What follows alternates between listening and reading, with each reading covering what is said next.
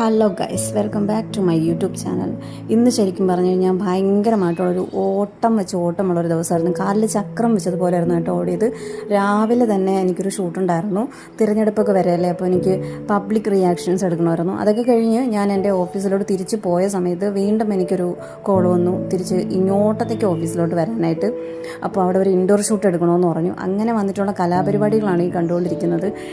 എൻ്റെ ഫ്രണ്ട്സും അല്ലെങ്കിൽ എന്നെ അറിയാവുന്നവരൊക്കെ പറയും, നിനക്ക് ഭയങ്കര അടിപൊളി ലൈഫ് സ്റ്റൈലാണല്ലോ എന്ന് വെച്ച് കഴിഞ്ഞാൽ ഇങ്ങനെ അങ്ങോട്ടും ഇങ്ങോട്ടൊക്കെ പോവാം, ഒരുപാട് സെലിബ്രിറ്റീസിനെ കാണാം, പിന്നെ ഇങ്ങനെ ഓടിച്ചാടി നടക്കാം. സത്യം പറഞ്ഞാൽ അങ്ങനെയല്ല. കാണുന്നവർക്ക് അങ്ങനെ തോന്നുമെങ്കിലും മീഡിയയിൽ വർക്ക് ചെയ്യുന്നവർക്ക് അറിയാം അത് എത്രത്തോളം കഷ്ടപ്പെട്ട ജോലിയാണ്. എല്ലാ ജോലിക്കും അതിൻ്റെതായ ബുദ്ധിമുട്ടുണ്ട് കേട്ടോ. പക്ഷേ ഇതെന്ന് പറയുന്നത് ഇൻഡോർ ഔട്ട്ഡോർ ഷൂട്ടിങ്ങനെ മാറി മാറി വരുമ്പോൾ, ഔട്ട്ഡോർ എന്ന് പറയുമ്പോൾ ഉള്ള വെയിൽ മുഴുവൻ കൊണ്ടിങ്ങനെ നടക്കേണ്ടി വരും, പ്രത്യേകിച്ച് പബ്ലിക് റിവ്യൂ എടുക്കുമ്പോൾ. പിന്നെ ഇനി ഇൻഡോർ ഷൂട്ടാണെങ്കിൽ ഡയലോഗ്സ് തെറ്റിക്കും.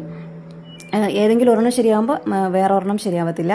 കേട്ടുകൊണ്ട് നിൽക്കുന്നവർക്കും ആവർത്തിച്ച് കേൾക്കുമ്പോൾ പ്രാന്താവും, നമുക്കും ഒരു സമയം വട്ടായിപ്പോവും.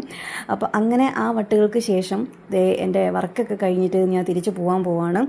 അങ്ങനെ ഈ സംഭവം ഇഷ്ടമാണോ? എനിക്ക് ഭയങ്കര ഇഷ്ടമാണ് കേട്ടോ, ഈ കാറ്റിൽ ഈ സൗണ്ട് ഇങ്ങനെ കേൾക്കാനായിട്ട്. അപ്പോൾ ഇതെല്ലാം കഴിഞ്ഞ് വരുമ്പോഴത്തേനും നൊസ്റ്റടിച്ച് ഗൈസ് പുളിച്ചിക്ക് കണ്ടു കഴിഞ്ഞാൽ ഒരെണ്ണമെങ്കിലും പറിച്ചിങ്ങനെ കഴിക്കുക, എന്നിട്ട് ഇങ്ങനത്തെ ക്യൂട്ട് എക്സ്പ്രഷൻസ് വാരി വിതറുക എന്നത് എൻ്റെ ഒരു ഇതാണ്.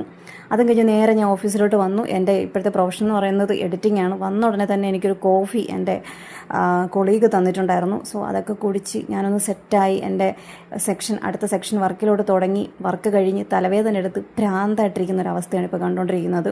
അത് കഴിഞ്ഞ് നേരെ നമ്മൾ ഒരു കോഫി ഇടാമെന്ന് വിചാരിച്ച് പോയി. അപ്പോൾ നിങ്ങളിത് കാണുമ്പോൾ വിചാരിക്കും നമ്മുടെ മുതലാളി നമുക്ക് വേണ്ടിയിട്ട് ഇതൊക്കെ വാങ്ങിച്ച് വെച്ചിരിക്കുകയാണെന്ന്.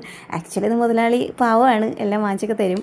പക്ഷേ ഇത് നമ്മുടെ ബോസിൻ്റെ ഫ്രണ്ട് യു കെയിലോട്ട് പോയ സമയത്ത് വാർ നടക്കുകയാണല്ലോ.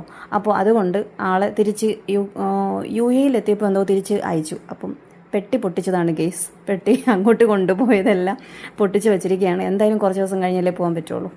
അപ്പോൾ അങ്ങനെ വെച്ചിരിക്കുകയാണ്. അപ്പോൾ അത് കഴിഞ്ഞിട്ട് ഞാനിങ്ങനെ വന്ന് വിശ്രമിച്ചിരിക്കുകയാണ്. എനിക്ക് അവൻ ചായ കൊണ്ട് തരാമെന്ന് പറഞ്ഞു. ഓക്കെ, ചായ അല്ല കോഫി. ഇതിങ്ങനെ ആരൊക്കെ ചെയ്യാറുണ്ട്, ഇങ്ങനെ നെറ്റിയിലിങ്ങനെ ചൂട് പിടിപ്പിക്കുന്നത്? എൻ്റെ സ്ഥിരം പരിപാടിയാണ് കേട്ടോ. അതിപ്പോൾ ഏതെങ്കിലും ഹോട്ടലിൽ പോയിരുന്നാലും തട്ടുകടയിൽ നിന്നാലും ഞാൻ ഇത് ചെയ്തിരിക്കും കേട്ടോ. എനിക്ക് ഇങ്ങനെ പിടിക്കുമ്പോൾ കുറച്ച് ആശ്വാസം കിട്ടും, നല്ല തലയ്ക്ക് നല്ല സുഖം കിട്ടും കേട്ടോ ഗൈസ്. അപ്പോൾ എൻ്റെ ഇരിപ്പ് കാണുമ്പോൾ നിങ്ങൾക്ക് മനസ്സിലാവുന്നുണ്ടായിരിക്കും, ഞാൻ ആകെ കിളി പോയിരിക്കുന്നൊരവസ്ഥയാണ്. അപ്പം വീണ്ടും ഞാൻ വർക്ക് സ്റ്റാർട്ട് ചെയ്തിട്ടുണ്ട്. 9 മണി വരെ ഇരിക്കണമെന്നാണ് വിചാരിച്ചത്. പക്ഷേ രാത്രി 10 മണിയായി ഞാൻ ഇറങ്ങിയ വീഡിയോ ഒന്നും എടുക്കാൻ പറ്റില്ല കേട്ടോ. ബൈ.